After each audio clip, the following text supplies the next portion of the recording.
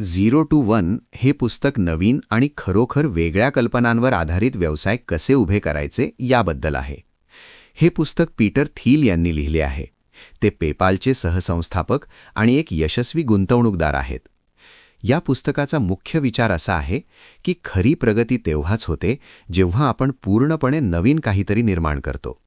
आधीपासून असलेल्या गोष्टींची फक्त पुनरावृत्ती करणे म्हणजे खऱ्या अर्थाने प्रगती नाही. झिरो टू वन म्हणजे शून्यापासून एक निर्माण करणे, म्हणजे जे आधी अस्तित्वात नव्हते ते तयार करणे. वन टू मेनी म्हणजे आधीपासून यशस्वी असलेल्या गोष्टीची अनेक वेळा पुनरावृत्ती करणे. लेखकाच्या मते समाजात खरे मूल्य आणि मोठा बदल झिरो टू वन या प्रक्रियेमुळेच निर्माण होतो. पुस्तकात सुरुवातीला प्रगतीचे 2 प्रकार स्पष्ट केले आहेत. पहिला प्रकार म्हणजे आडवा विकास, ज्यात एखादी यशस्वी कल्पना किंवा मॉडेल अनेक ठिकाणी पसरवले जाते. उदाहरणार्थ, एक यशस्वी दुकान सुरू करून त्याच प्रकारची दुकाने वेगवेगळ्या शहरांत उघडणे. हे नवीन शोध नाही, तर आधीच्या कल्पनेचा विस्तार आहे. दुसरा प्रकार म्हणजे उभा विकास, ज्यात पूर्णपणे नवीन काहीतरी तयार केले जाते. हीच झिरो टू वनची संकल्पना आहे. लेखक सांगतात की खरा आर्थिक आणि सामाजिक बदल नवीन तंत्रज्ञानामुळे होतो. तंत्रज्ञान आपल्याला कमी संसाधनात अधिक काम करण्याची क्षमता देते आणि जीवनशैली बदलते. लेखक असेही सांगतात की आज जगात जागतिकीकरणावर जास्त भर दिला जातो आणि नव्या तंत्रज्ञानावर कमी. जागतिकीकरण म्हणजे आधीपासून असलेली गोष्ट संपूर्ण जगभर पोहोचवणे, पण तंत्रज्ञान म्हणजे पूर्णपणे नवीन उपाय शोधणे. जर आपण फक्त जुन्या गोष्टी पसरवत राहिलो आणि नवीन निर्माण केले नाही, तर आपण मोठ्या समस्या सोडवू शकणार नाही. म्हणूनच भविष्यासाठी तंत्रज्ञानातील नवकल्पना आवश्यक आहेत.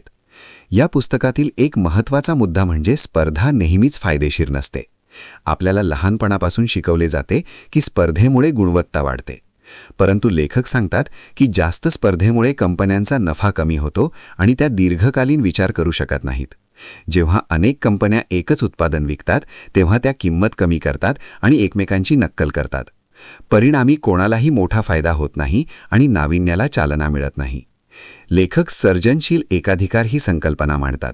सामान्यतः एकाधिकार हा शब्द नकारात्मक अर्थाने वापरला जातो, परंतु येथे त्याचा अर्थ असा आहे की एखादी कंपनी इतकी वेगळी आणि अनोखी गोष्ट तयार करते की तिचा थेट स्पर्धक नसतो. अशी कंपनी मोठा नफा कमावू शकते आणि संशोधन व विकासात गुंतवणूक करू शकते. त्यामुळे ती दीर्घकाळ टिकते. नुसती नक्कल करणाऱ्या कंपन्या दीर्घकालीन यश मिळवू शकत नाहीत. पुस्तकात सांगितले आहे की यशस्वी स्टार्टअपने सुरुवातीला छोट्या बाजारावर लक्ष केंद्रित करावे. मोठ्या बाजारात सुरुवातीपासून प्रवेश केल्यास तीव्र स्पर्धा असते. छोट्या आणि विशिष्ट ग्राहक गटासाठी उत्कृष्ट सेवा दिल्यास कंपनी मजबूत पाया तयार करू शकते. नंतर ती हळूहळू मोठ्या बाजारात विस्तार करू शकते. लेखक एक विचार प्रवर्तक प्रश्न विचारतात. अशी कोणती महत्त्वाची गोष्ट आहे ज्यावर फार कमी लोक तुमच्याशी सहमत असतील?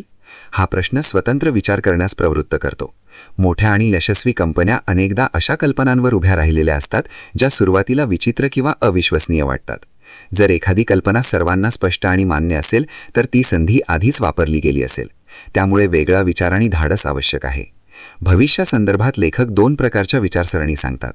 एक म्हणजे निश्चित आशावाद, ज्यात व्यक्तीला भविष्य उज्ज्वल वाटते आणि त्यासाठी ठोस योजना असते. दुसरी म्हणजे अनिश्चित आशावाद, ज्यात लोकांना आशा असते पण स्पष्ट योजना नसते. लेखक म्हणतात की आज बहुतेक लोक अनिश्चित आशावादी आहेत. यशस्वी स्टार्टअपसाठी निश्चित दृष्टिकोन आणि स्पष्ट उद्दिष्ट आवश्यक आहे. पुस्तकात गुपिते किंवा लपलेली सत्ये यांचा उल्लेख आहे.